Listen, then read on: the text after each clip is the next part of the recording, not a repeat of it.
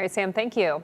As campaign season continues and trust in elections remains a big concern, two groups formed by presidents of opposite parties are starting a new effort to bring transparency and trust to the process.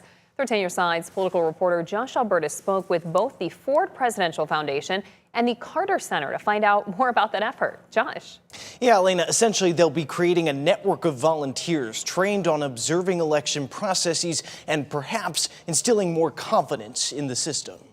A pinnacle of knowledge in the heart of a president's home. But just as the Ford Presidential Foundation and Museum help educate on elections and presidents of the past, they're also preparing for elections of the future amidst an era of suspicions and skepticism. If you have an election system that people have high levels of confidence in, high levels of trust in, then people will accept the results. The foundation is set to launch a nonpartisan Ford Carter Observation Network, carrying the names of presidents from both major parties. President Ford and President Carter, after their presidency, one of the first partnerships they had was on election reform. The new effort is aimed at recruiting and training volunteers in state policies and procedures. Train them to go to these sites and observe things, make sure that all the procedures are properly followed, and then report to the public, inform the public, to just build up public confidence. I mean, that's really the main goal. Setting up the observation network in partnership with the Carter Center, which has been doing international election observing for years. He was actually personally engaged in the decision in 2020, is my understanding, that it was time for us to really take a hard look at shoring up our democracy here at home. It was around that time that they began to see what they identified as concerning trends: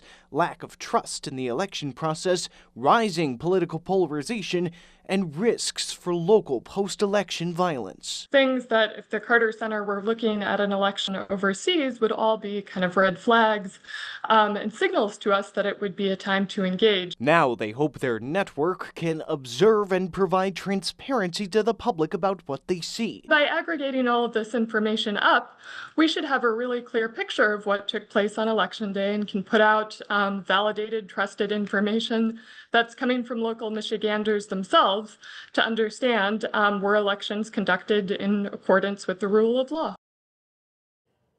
They are expecting to kick off this network early next week. In the newsroom, Josh Albertus, 13 on Your Side.